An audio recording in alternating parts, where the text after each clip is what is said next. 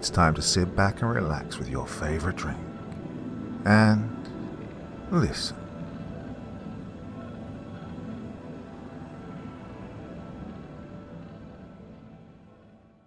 Snot by Nick Carlson.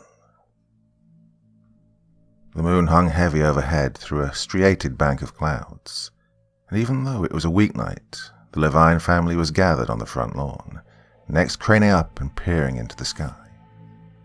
The meteor shower was due to start any minute, at least according to Simon, who would inform them of it at the dinner table that evening.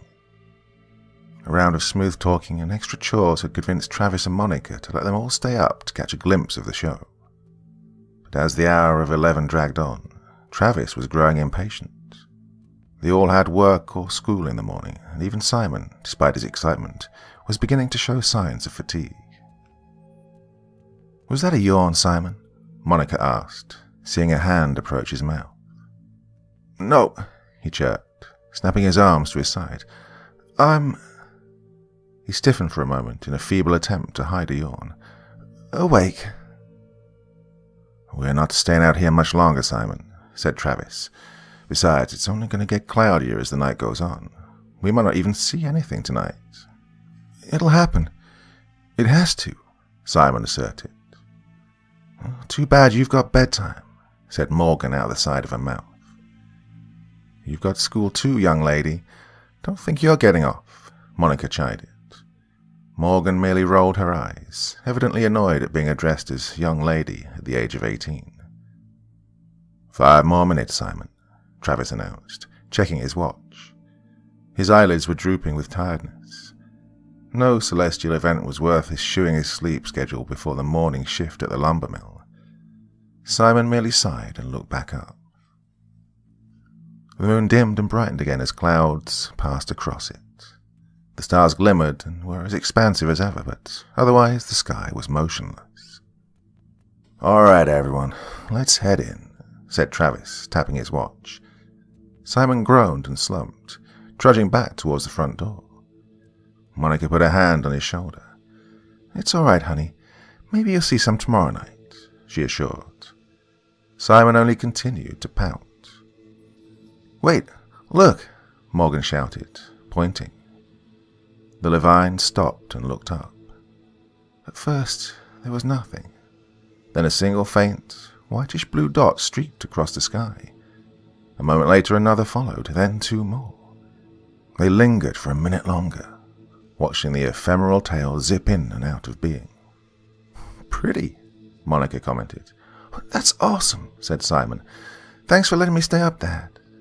"You're welcome," said Travis, stifling a yawn of his own. He followed his family up the front steps, his bones aching with the desire to lie down and drift off. The screen door rattled open and Slim, their Weimaraner, bounded out the door into the night. "Oh no, get the dog," Monica called. "I got it, honey," said Travis, and the family shoved their way inside, the door snapping shut. Travis cursed the dog under his breath and trotted after him.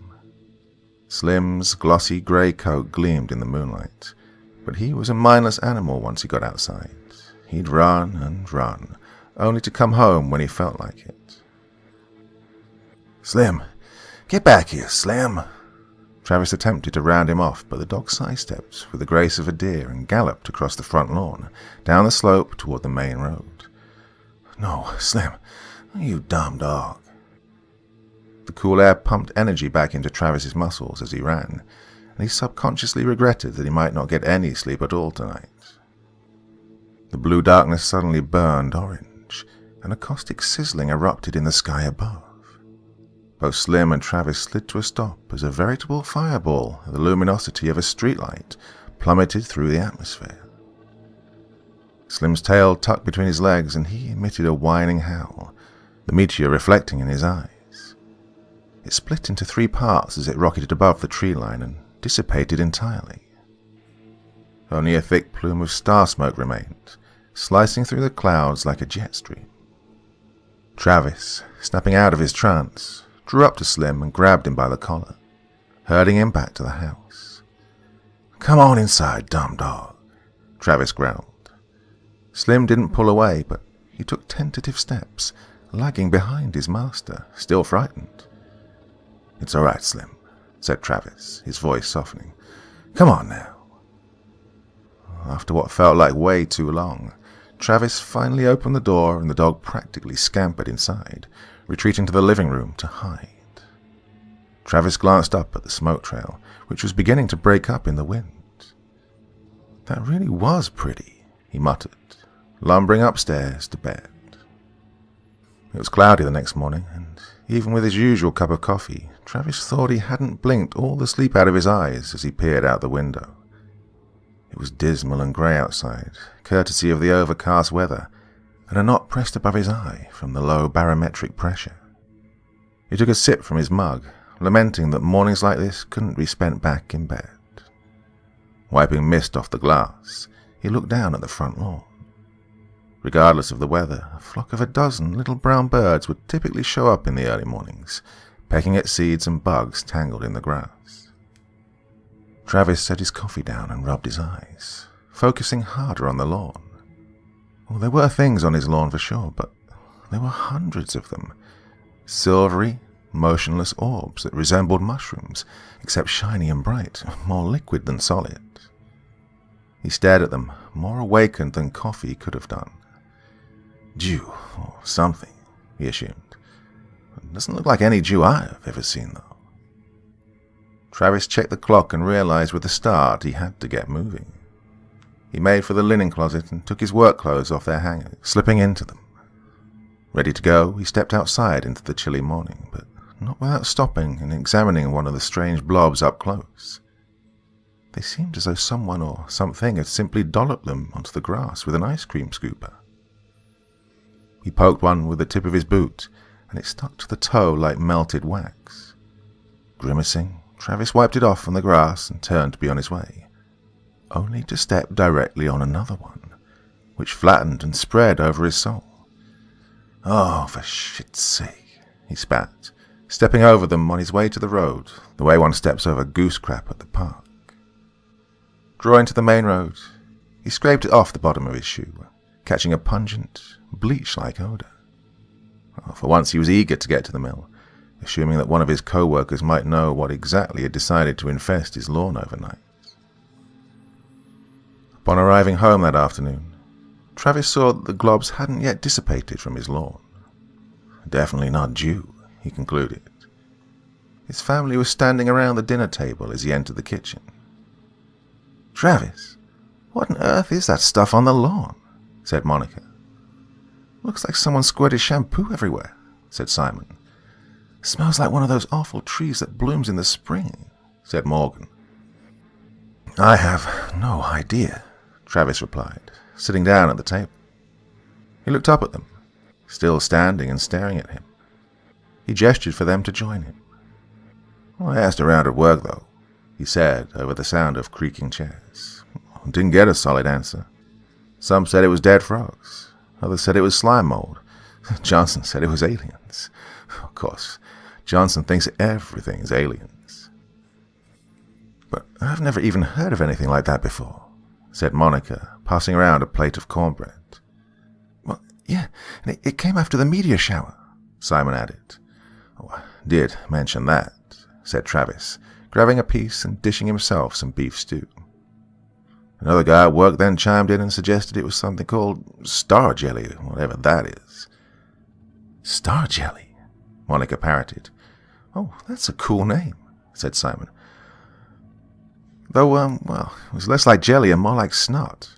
Star snot. Well, the shooting stars sneezed all over our lawn and showered us with their star snot." "Ew," Morgan grumbled, stirring her stew. "Well, hopefully it'll be gone by tomorrow morning," said Travis, starting on his dinner. "Scaring all those little birds away. Well, they don't like that much either. Guess that's one thing we have in common." "Congrats, Dad. You're on the same wavelength as birds," said Morgan, and the family broke out in laughter. Well, it didn't go away overnight. Perturbed, Travis stepped outside earlier than normal to survey the extent of the spread.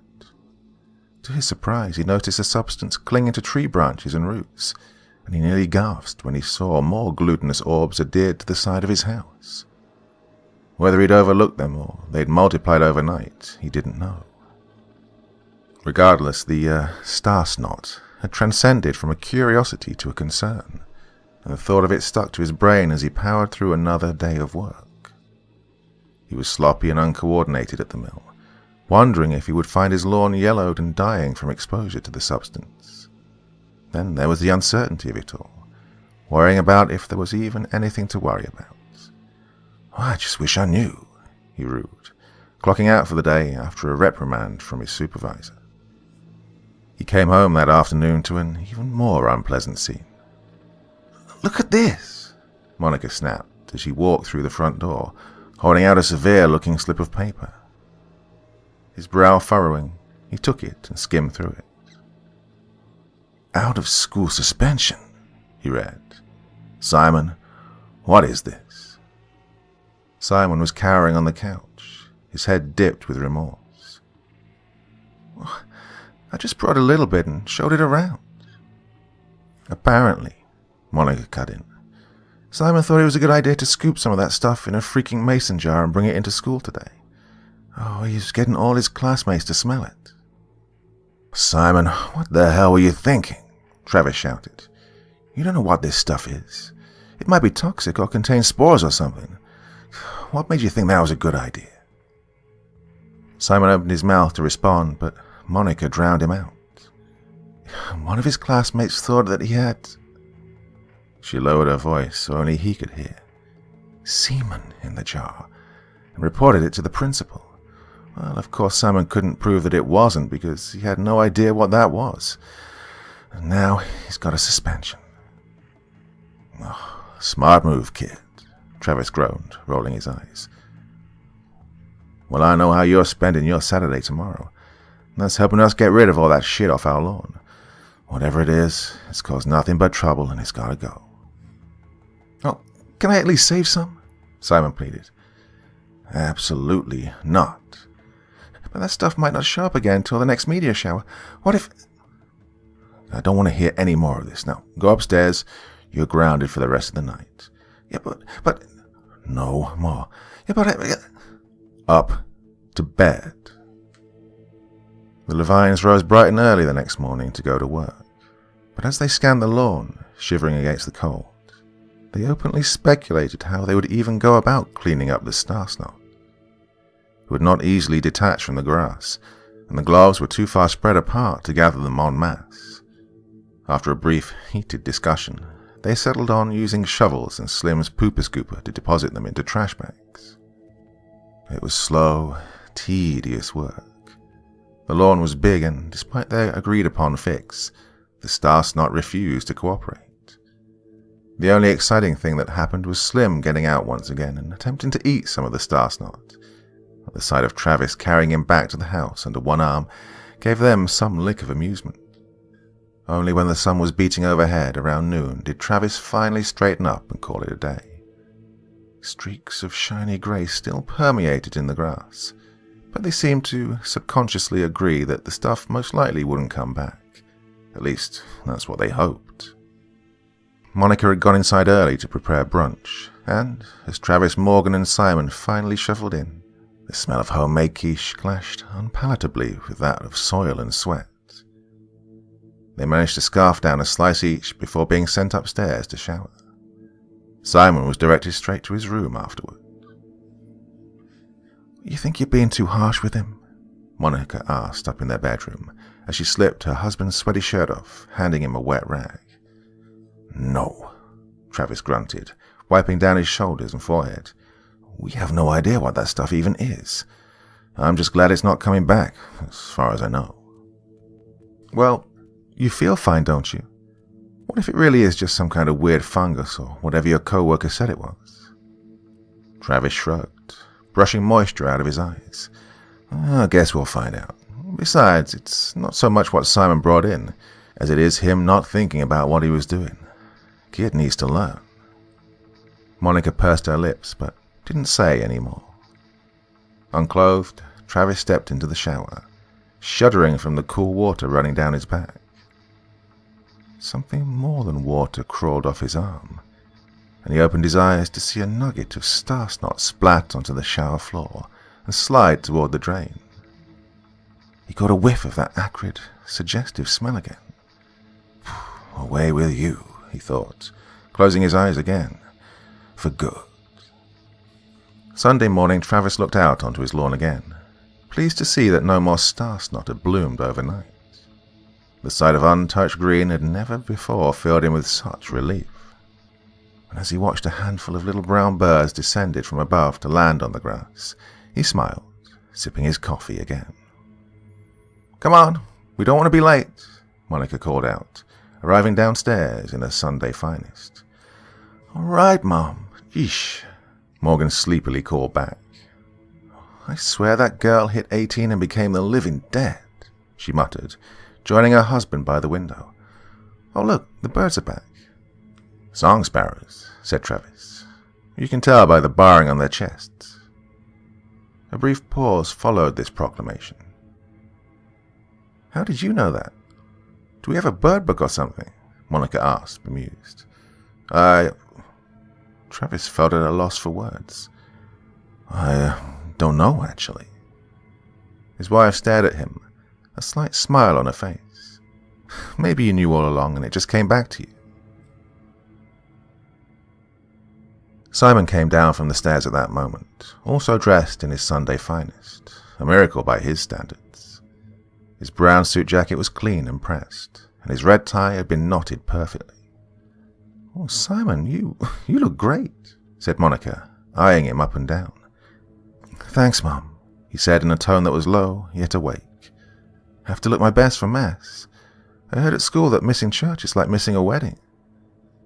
His mother's smile dipped a little. "Simon, what's wrong with your eyebrows?"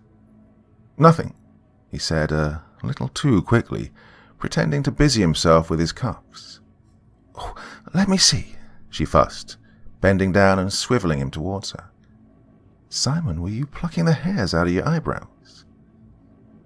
Travis turned and saw that his son's eyebrows were patchy and asymmetrical, stripes of mismatched pale skin poking between the remaining hairs. "Simon," Monica continued, "why did you do this to yourself?" "I don't know," he said with a half shrug. "Well, stop doing it," she urged, brushing Simon's brow. "Hopefully they'll grow back by the time you get back to school. You don't want to look like you have mange." "Please, don't touch them," he said, recoiling from her. He turned and retreated out of sight to the living room. His parents stared after him. "What was that all about?" Monica finally said. "Probably trying to butter us up by dressing nice," said Travis. "The kids plug their eyebrows to get attention. Don't let up on him." "I still think we were too harsh," she asserted. "We can't let up," he repeated sharply. "Just follow through with it. This weirdness will go away once his punishment's over with."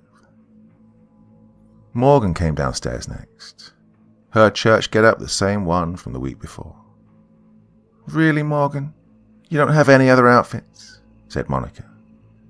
Morgan said something that came out as a yawn and a few monosyllabic grunts. Monica sighed. "Well, go feed the dog and let's go." Morgan peered into the kitchen where Slim's food bowl was. "It's still full from yesterday," she reported. "Huh? Slim?" Monica called. "Come here, boy." The dog didn't respond. "He'll eat when he gets hungry," she said. "Come on, Simon, we have to go." Simon emerged silently from the living room and joined the rest of his family. As he passed by, Travis noticed a spot of whiteness on his scalp. He gritted his teeth and led them out the door. Whatever Simon's scheme was, he had to learn it wouldn't work a second time. Slim's food bowl remained untouched. The Levines called out to him when they arrived home from church, scouring the house, until Morgan found him in a most unlikely place. "Slim's up here," she yelled. The others pounded up the stairs after her. "Where was he?" Monica asked. But as they stepped onto the landing, they got their answer in the form of the attic door, wide open, its ladder deployed onto the floor. Morgan's head poked from the opening in the ceiling, wearing a mask of confusion. "What on earth?" said Monica. "Did he get the door open or something?" "No, it was closed when I got here," said Morgan. "Did you hear him or something?" "No, I just..." A dark cloud passed over Morgan's face. "I just felt like I had to come up here." They looked around at each other. Simon cocked his head, staring up at the ceiling. They climbed the ladder in silence, piling into the attic. Slim had retreated to the far corner, shying away from the shaft of light pouring through the window. They had to squint their eyes to see him. He seemed motionless, and they could make out his stance, head lowered, one paw raised, tail between his legs. "Slim, what's the matter? Come here, boy," Travis beckoned, holding out his hand. Slim turned his head but remained still, his periwinkle eyes fixated on Travis. They seemed almost accusing. Travis snapped his fingers. "Slim, come here." The dog finally relented and walked up to him. His gait was slow and smooth, his tail unmoving, eyes still locked with Travis's. "What's wrong with him?" said Monica as Slim gave her a suspect look. "Do you think being around that stuff made him sick?" "I think so. He tried eating some of it yesterday," said Travis. "He was acting like this during the meteor shower, though, when a big one showed up overhead and..." He stopped himself, shooting a glance at Simon, but his son was only staring around at the attic with a mildly interested expression. Morgan walked up to where Slim had been hiding and picked something up from the corner. She set it down in the sunlight. It was an old, tattered cardboard box. The Levines gathered around it as she lifted the top off. She nearly shrieked at the sight. Inside was a framed display of various spiders, all pinned to the backing. Most were small and brown. One was the size of her palm, mottled yellow and grey. She removed it from the box and the uncovered stray sewing needles and tangled balls of yarn. It reeked of mouldy cardboard. "Whose is this?" Monica asked. "I don't know," said Morgan, putting the lid back on the box. "And how did Slim know where it was?" Monica followed up. "I don't know," Morgan reiterated. Travis noticed his daughter's face had gone pale, her gaze almost magnetically attracted to the far wall across the way. He squinted into the gloom, but couldn't see anything. "Let's get out of here," said Travis. A whistling, fluttering sound suddenly shot past the window, and they all jumped. "What was that?" Morgan yelled. "Calm down. It was a mourning dove. Their wings make that whistling noise when they fly," Travis immediately responded. Monica looked at him again. His second spontaneous bird fact had evidently troubled her. He looked back at her, his heart sinking. Some ominous understanding seemed to wordlessly unite them in that moment. "Please, let's just get out of here," she said, and the Levines made for the ladder again. "Where's Slim?" Slim, as it turned out, had left the attic himself and found another dark corner to occupy. The rest of their Sunday passed without incident. Monday morning, as Travis left for work and Morgan went off to school, Monica wandered the house listlessly, with only Slim and a grounded Simon for company. She tried busying herself with housework, but the bizarre happenings in the attic and Slim's strange behavior kept tugging at the back of her mind. Perhaps it was right for Simon to have been suspended for bringing the star snot into school. More and more she believed exposure to it was incurring untoward side effects on them all. But why were they so weird? And what more could come of them? And it didn't help that Slim had stayed put in his living room corner, giving her the same dead stare. She deliberately avoided the room, making up excuses to stay in the kitchen or retreat upstairs. But upstairs was where Simon was, spending the duration of his punishment, and she felt compelled to peek her head in and check up on him. She would find him deep in prayer, facing away from the door, resting his head on his forearms with his hands folded above him. Any good Christian mother would not be bothered by his habits, but that gave her no indication as to how he was handling himself. If he were to turn around, would she see a completely bald face with sore red gashes across his brow? Oh, enough of this, she thought. She went back downstairs to confront Slim to try and figure out what was up with him. He stood his ground, peering up at her balefully. "Slim, what's wrong, dog?" She held out her hand, expecting a lick or a sniff. The dog did nothing. She extended her arm further. Slim pushed himself deeper into the wall, and his gaze snapped to a point above her shoulder in one split-second motion. Monica drew back herself. His movements were nothing dog-like, the way he seemed to scuttle.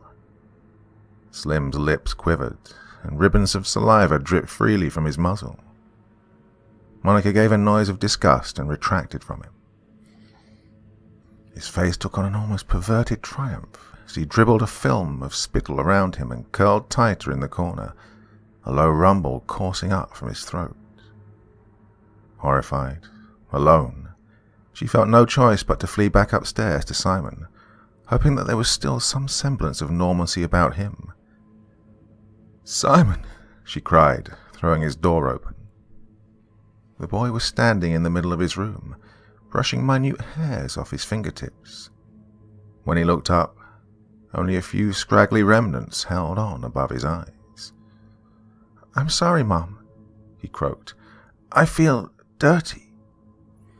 "Then stop doing this to yourself, for God's sake," Monica pleaded, barging in and ripping his arms away from his face. Simon shook his head. "No, I feel dirty with them on." She gaped at him, then wrapped him in a hug. He stiffened in her embrace. "Please, don't touch me," he said, flatly. Monica let go, but continued to stare tearfully into his face. "You're not doing this because you're upset with us, are you?" She went to grab him again, but stopped herself halfway. "Please, tell me, are you upset with us? Oh, I love you." Simon cocked his head in that quiet, subdued manner. "If it makes you happy, I'll stop." Monica offered a smile that seemed to rip a fissure across her cheeks. As she left his room, he returned to his prayerful vigil. Drowning in ominous chills, she checked the clock in the hallway. It was barely past noon. Travis's performance at work had continued to decline, due this time to a gnawing cramp that had flared in his stomach. Each twinge of pain coincided with the arrival of more small brown birds that flew among the rafters above, birds that he recognized as house sparrows. Pretty little things. Too bad they displace our native tree swallows. His supervisor had threatened him with probation if he slipped up once more. The man's words rattled in Travis's head as he took the dusty road back to the house. He knew it all had something to do with the star snot. All his co-workers' outlandish theories suddenly hit too close to home.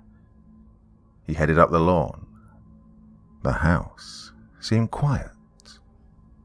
But as Travis reached for the front door, the holly bushes caught his eye, and he noticed they were caked in thick, glutinous ribbons. His throat seized up, but he looked closer and saw the texture was thinner than star snot, translucent and studded with bubbles. Against his better judgment, he leaned in and took a whiff. The smell was instantly familiar, then troubling. Dog breath. The bushes rustled, and Travis jumped as he saw Slim's pale eyes staring up at him through the branches. The dog emerged from behind them, chewing up something in his spittle-soaked jaws. A few insectoid legs that could have been a grasshopper's dropped from his mouth, and he emitted a low, guttural howl that fluctuated and flowed almost lyrically. "No, no," Travis murmured, slipping inside the house. "None of that, please." The walls felt askew and cramped as he stumbled through the foyer, his abdomen flaring again. Amid the pain, he couldn't shake the thought that Slim's noises had resonated with him in a gut-wrenching, uncanny manner. The words, decipherable to him as human speech, surfaced in his mind like dead bodies in slurry. "Look what I brought for you." "Travis!" Monica cried, bolting from the living room into his arms. "Oh my God, Travis! What's happening to us?" "That stuff," he muttered, fighting another cramp in his stomach. "That stuff is doing this to us, but I don't understand how or why." "We need help," she whispered through tears. "I nearly went crazy home alone with them. Did you see Slim? I had to put him out. He wouldn't stop staring."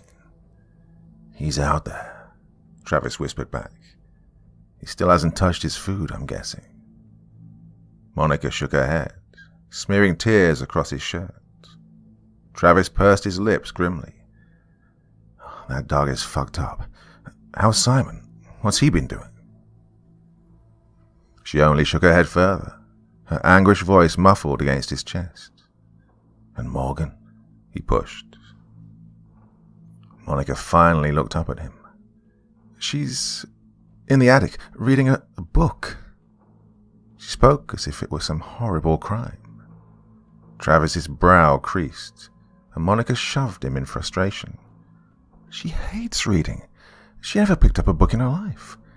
Just sitting in the corner reading like she's someone else."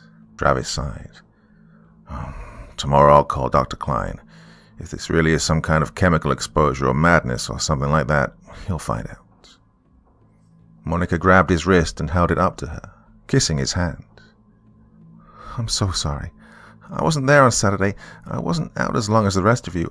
I only wish I could share your sufferings." "Oh, no, you don't," said Travis. "Don't you dare think like that. You're the only one with any hope of staying sane through this. You have to be strong, honey, for us." She squeezed his wrist tighter. I will, for us." "Very good. Now, I love you." He kissed her, then made a casual stroll past her for the bathroom. Closing the door, he violently hunched over the toilet and vomited, releasing all his pent-up nausea. "None of us are strong enough," he thought between bouts. "We're in God's hands now." That night, Travis dreamt he was being chased down a dark hallway. Their own hallway. A bald, towering man brandishing a fillet knife loomed behind him like a brick wall, blocking out any chance of doubling back. "Gotta get it out of you," the man breathed. "Gotta get it out of you." Travis threw his bedroom door open, and dream logic sucked him into his own bed, where nightmare bindings held him down, and his pursuer arrived at his side, the knife poised almost lovingly over his stomach. He awoke with a jolt, clutching his midriff, pain contorting his guts. He feared the knife had crossed from his dream into reality. He grabbed at the skin around his stomach, and nearly groaned with relief when he found no blood or wounds. His mouth still tasted sour from bile. He was still intact, only burdened with his mysterious sickness. But he quickly realized there was blood, and new pain, little pricks pulsing in his nipples. He directed his gaze to his chest and saw twin trickles of red staining through his undershirt. Even as he watched, he felt that uncomfortable hot-cold sensation of blood running down his skin. His stomach gave another twinge. "Jesus H. God," he thought. "It's almost like I'm—" He leaned over to shake his wife awake and nearly screamed. Standing over her was Simon, his white face completely devoid of eyebrows and eyelashes. It made him seem much older, like a wax sculpture, and his glazed expression was one of subdued disdain. "Simon!" Travis hissed, pulling the sheets over the colored streaks on his shirt. His son swayed on the spot like a tree in the wind. "I see you with the temptress," he murmured. "I see you cuddling with the poison fruit of your sins, your sick indulgences." He gave a twitch. "The good Lord, He does not permit you to lie with a woman as you would a man. That's bad enough, but This? He gave a sleepy gesture towards Monica's sleeping form. You have no idea what you've done. Simon, what are you talking about? Wake up, said Travis. Hush, Vanessa, he garbled. These creatures can change sex on a whim. It's infected you with child. Time will tell if your wretched womb will bring it to full term. Simon, Travis commanded, and Monica finally woke up, gasping at the sight of her son's hairless face. Oh my God, Simon, my baby, what have you done? She demanded. Simon twitched again, and his eyes seemed to blaze with color. Mom? He croaked. What? Was I dreaming? Oh, for God's sake, Simon, Monica fussed, scrambling out of bed and grabbing his shoulders. Come back to bed. We're going to make you feel better, I promise. Oh, get your vile feelers off me, Simon snapped, recoiling from her. Lord knows where your hands have been. He pivoted and disappeared back into the darkness. Monica sank to her knees, face in her hands, overwhelmed with sobbing. Travis, his insides twisting up, made to get himself out of bed, but his legs felt sticky and warm. Peeking under the covers, he saw another pool of redness spreading from his boxers, soaking into the mattress, paired with a stabbing pressure in his groin. Fighting back his disgust, he observed his wife broken down on the floor and nearly teared up himself. He suddenly felt weak, the after effect of having passed so much blood. The knowledge of unknowing tore at him. He could only acknowledge they were on the losing side of a one-sided war. Travis had opted to stay home Tuesday. It wasn't as if he'd had any choice in the matter. He'd lost almost all sensation in his legs. After his spate of lackluster performances, he wouldn't be surprised if he walked into work only to be terminated on the spot. Monica had called Dr. Klein, who arrived in the late morning and first examined Travis. He noticed that male lactation was not unheard of, a result of a fluctuation of the hormone prolactin. But what seemed to ooze out of Travis was pure blood, and Dr. Klein observed that passing it through his sphincter was atypical of any hormone imbalance.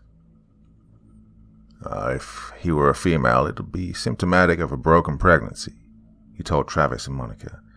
But unless my calculations are off, Travis Levine is certainly not female. What could it have been? The stuff he was exposed to? Monica inquired. Can't say. Some sort of radioactive or mutagenic substance, I reckon, Dr. Klein guessed, reading Travis's pulse. Do you have a sample of whatever it was? No, Travis said, rueing not allowing Simon to keep any of the star snot. That'll make it hard, said Dr. Klein. Where are your children now? Well, Simon's locked himself in his room. I can hear him shuffling around, Monica said.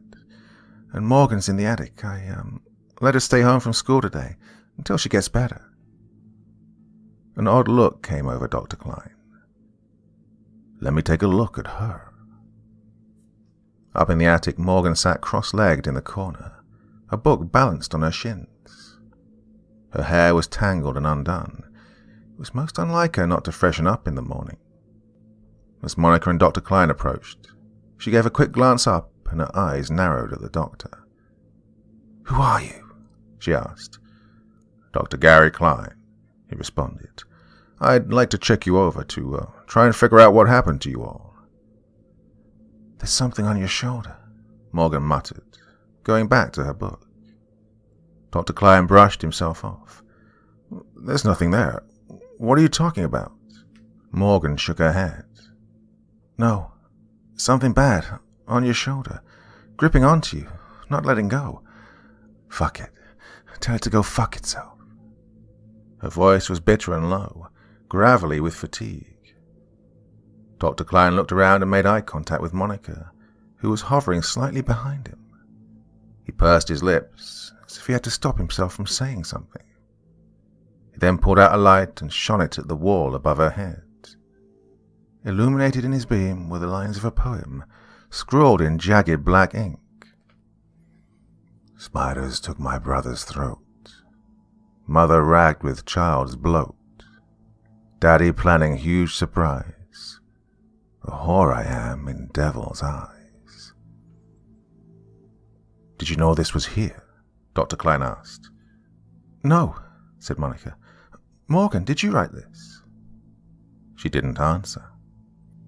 Morgan, did you write this? Dr. Klein inquired. She looked up again. Yeah, I did. What of it? You going to put me away, Doctor? Or will Daddy get you too? See? Monica whispered. It's like she doesn't see me anymore. She's talking nonsense. She's a whole different person. I'm sure, Dr. Klein whispered back.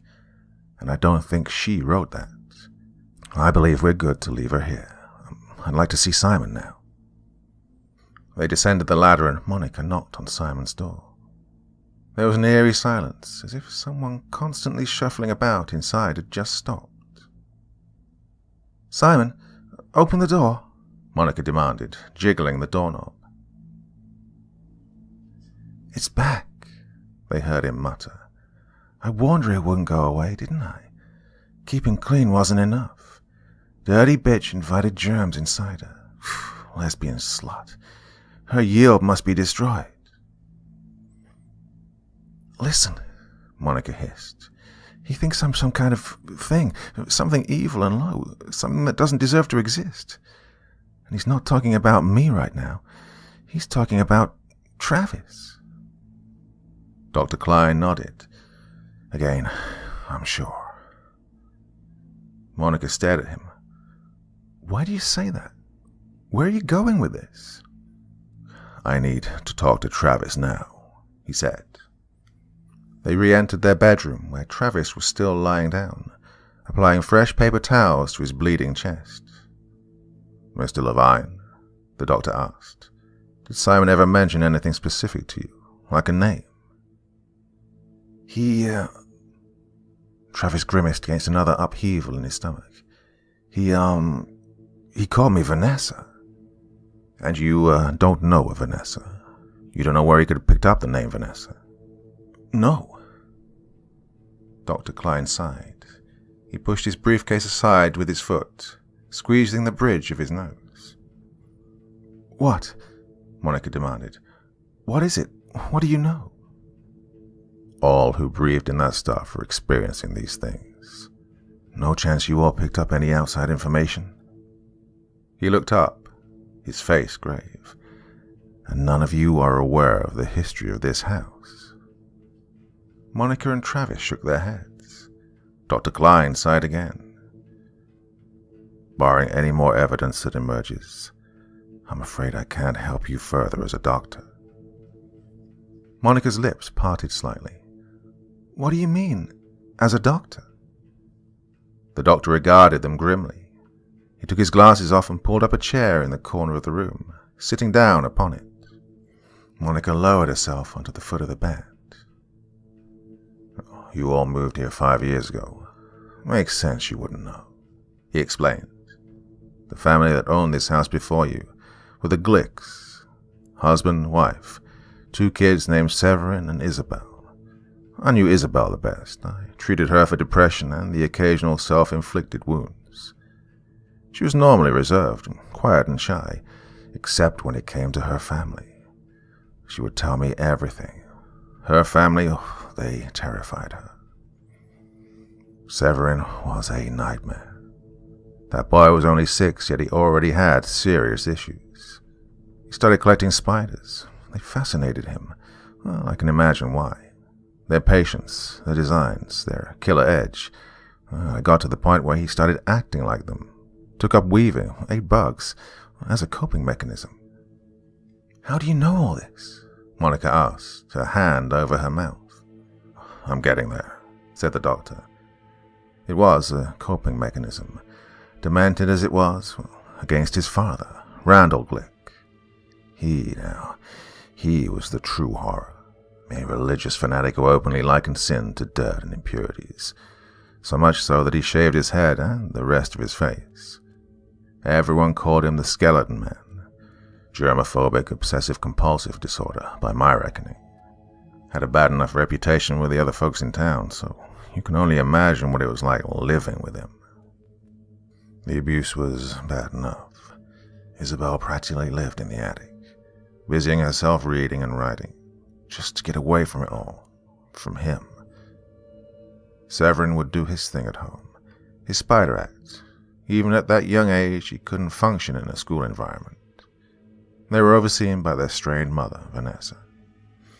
A tremendous silence descended upon the Levines. The pieces of the puzzle were coming together, but the picture being formed was ugly and shocking. When Vanessa got pregnant with her third child, said Dr. Klein, Randall was incensed. He wasn't convinced it was his. He accused her of being unfaithful first, but as his mania exasperated, it morphed into her making sexual congress with an impure spirit. He thought she was bearing a creature with a single-minded purpose of his own destruction. Oh, the devil works in mysterious ways, he would say. Things went quiet for a few months. Then they picked up again one November night. Oh, they picked up all right. This whole front lawn was swarming with police cars. Oh, night became day from all the blaring lights. Officers went in. They all came out white as ghosts. They very well might have died from what they found. Oh, from the coroner's reports, Vanessa died first, eviscerated, the child in her womb crushed with bare hands. The two children fled to the attic, pursued by their father, where Isabella, Dr. Klein paused, taking a deep, calming breath. She decided she'd rather take her own life than give it to her father. Severin was found bruised and beaten, stuck and tangled in pins and yarn. No one could figure out if it was Randall or the kid himself who did him in. And Randall fell on his own knife. That, the coroner said, was definitely intentional. Monica was crying again, her face in her hands. Travis remained frozen, eyes wide and utterly speechless. The doctor stood up, not looking any of them in the face. In short, folks, I saw the Glicks again today. In Morgan, Travis, Simon. And from what you told me about the way your dog's been acting, in him too. So, Monica offered, you're suggesting that stuff on the lawn was? Oh, whatever you want to call it, Dr. Klein finished. Soul, ether. I don't think there's a good enough name for it, frankly, but something about that meteor shower made it condense, for lack of a better term. And now the Glicks are coming back. Severin and Slim. Poor Isabella and Morgan. Vanessa and Travis. Well, I can't imagine a pregnant woman's physiology would mesh with a grown man's. Oh, that reminds me, another thing, too. Vanessa loved birds. She could name anything that flew through her yard. Monica's hand covered her heart. Which means Randall Glick is re-emerging in Simon, said Dr. Klein. And I fear now that they're back, this house's history is doomed to repeat itself. Monica sprang up. Oh, Simon, we have to get him now. She sprinted for the hallway, but halted almost immediately. At the far end, Simon's door was wide open. Oh no, she whispered. He'll come for Travis first, said Dr. Klein. I'll stay here with him. You go find Morgan. Get her out of here. Monica nodded, wiping her eyes, and bolted out of sight. Travis, still immobile, winced with pain as more blood leaked from his nipples, and his stomach twisted into knots. Dr. Klein stood guard in the doorway. They heard the sounds of the attic ladder descending, of feet on rickety steps. Will he have the strength of a grown man? Travis winced, barely conscious from the agony. I can't say, was all that Dr. Klein replied. I hope not, Travis breathed, his eyelids flitting. Help. Stay with me, Mr. Levine, Dr. Klein urged, risking a few steps forward. Stay with me. A jarring clatter sounded off outside. Travis spasmed from shock. Dr. Klein snapped over to the window. There was a scraping, clawing, pounding. Something was trying to climb the outside wall. It ascended, approaching the window pane. Slim's face appeared through the second-story window. His eyes were buggy, and cobwebs of saliva ran down his jaws. Tufts of fur were missing from his face, revealing the scabby, wrinkly skin beneath. He pressed his snout into the glass, staring intently at Travis. He howled 3 vocal bursts, garbled and strained with the effort to speak in human tongue. "Run, Mom, run!" "Severin," Travis commanded. "Sev, Slim, get out of here." The dog whined and smashed his nose into the window. The glass cracked and his face bloodied. "Run, Mom, run, Mom, run!" He howled again, hammering his face into the pane like a woodpecker. The cracks branched wider. "Severin," Travis wailed. Dr. Klein flew for the window. "No, get out of here," he snapped. Like a trailing spectre, Simon followed Dr. Klein into the room and stabbed him in the kidney. The doctor screamed in pain, flailing around to strike the child, but Simon had already plunged the kitchen knife into his flesh with murderous precision. Roses of red bloomed through the doctor's coat as he crumpled to the floor, twitching and spluttering. Standing over him with supreme disinterest, Simon wiped the blade clean on his sleeve. He turned to face his father. He was completely hairless, save for one greasy tussock that clung to his scalp and hung down his face.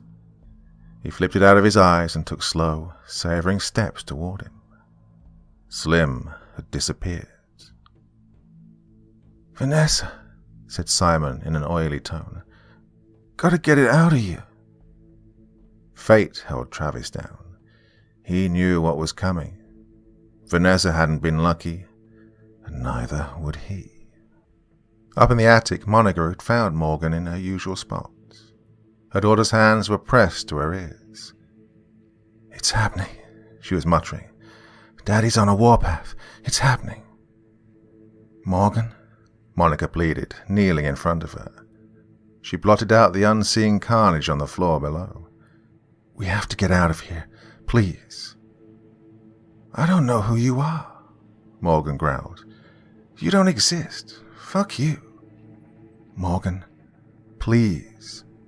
Stop your lies. I've heard enough of them."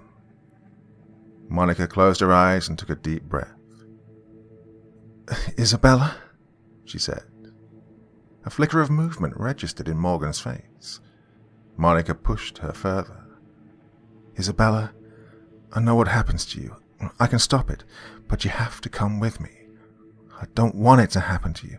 You're so much more than that." Things had gone quiet downstairs. Morgan looked up at her mother. "You know what happens to me?" she uttered. "Yes," said Monica. "You won't leave this room alive unless you leave it with me." Morgan stared blankly at her. Then she rose to her feet. "Do what you need to do," she said. "Come down with me," Monica urged, and together they descended the ladder to the landing. "Now, wait here. Wait here," she told Morgan as she headed for her bedroom. "Travis, I got her. Let's—" Her husband was sprawled on the crimson-soaked mattress, opened up like a fillet, and Simon was digging through his ruptured abdomen, elbow deep in viscera. Monica screamed and fled back to the ladder, wailing hysterically. The sound of a child's footfall welled up, and Simon emerged in the hallway, a line of blood across his face. "It wasn't there," he roared. "Cursed spirit, what have you done with your yield?" "Get away," Monica shrieked. "Just get away, for God's sake, just leave us alone." "Creatures of dirt," he sneered, wielding the knife. "My wrath is the Lord's. My cleansing is the fires of hell." He pointed the blade to Morgan, who was cowering behind the ladder in a near comatose state. "I'll take you as retribution for Vanessa." He charged at them. Monica reared up and screamed with all her might. "Randall, Glick!" Simon stopped, his bald face confused. Monica surged forth and barreled into him. Simon tumbled sideways and fell down the stairs as her momentum carried her across the floor.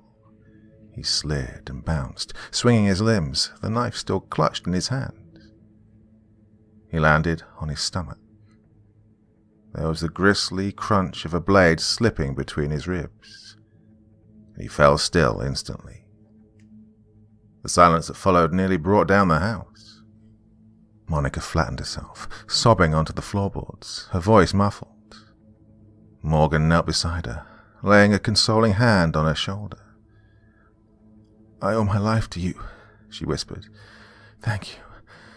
Thank you." But Monica only cried harder, smearing her face with tears.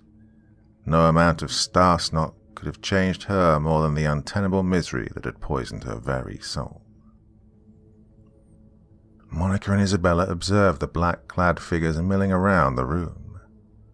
It was to be a small service, brief and contained. Monica felt the need to pay their respects. No more ceremony beyond that. The husband and son she once knew and loved had vanished long before they died. 2 coffins of differing sizes lined the far wall. Funeral goers ran their hands across their glossy exteriors. It was more out of solidarity than anything else. No one in town had known the Levines for very long. Despite that, someone familiar did approach them. Ms. Clara, Simon's homeroom teacher. "Hi, Mrs. Levine," she said. "I'm so sorry. I love Simon. He was such a good boy." "He was, wasn't he?" Monica replied, her voice thin. "Please remember him as he was." Miss Clara shook her head, her lip trembling. "And your husband, too. If there's anything I can do to help, please let me know." "Thank you," said Monica. "I don't think that'll be necessary, though. My daughter and I are gonna go on a little vacation soon. I feel like..." She laughed in spite of herself. "I feel like I haven't known her for many years." "That'll be nice," said Miss Clara. She smiled too. "I think I need a vacation too. My entire class has been driving me nuts." "Why? What's going on?" said Monica. Miss Clara put her hands on her hips.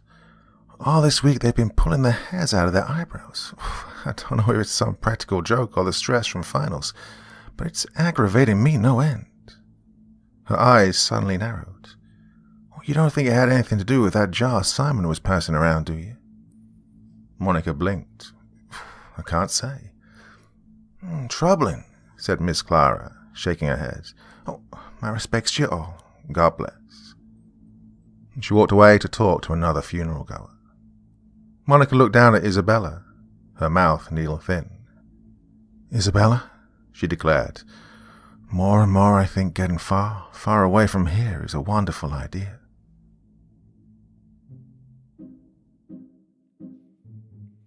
So, my dear friends, I hope you enjoyed the backdrop to that video tonight. Now, I do have a Patreon. I don't make a big deal of it. It's just, one of those things. And if you'd like to throw me $1 or 2, it'd be very much appreciated, but it's not the backbone of what I do. Everything is here just for your enjoyment. But anyway, I made a Patreon video today about how I make my video footage. So that might be fun for you. Go over to Patreon, take a look. If you feel like joining and bugging me $1, that would be lovely. If not, just enjoy. Well, that's enough for this evening, my dear friends. Till the next time, very, very sweet dreams, and bye-bye.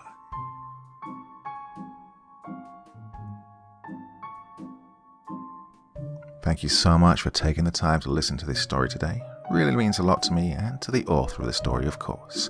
Well, if you want to know more about me, I'm pretty much everywhere on social media. You can find me on Facebook, Twitter, Instagram. You can download my music on SoundCloud. I've got a Patreon if you feel like. Throw me $1 or 2. Very much appreciated.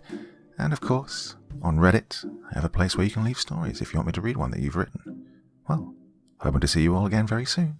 Till then, sweet dreams. Bye-bye.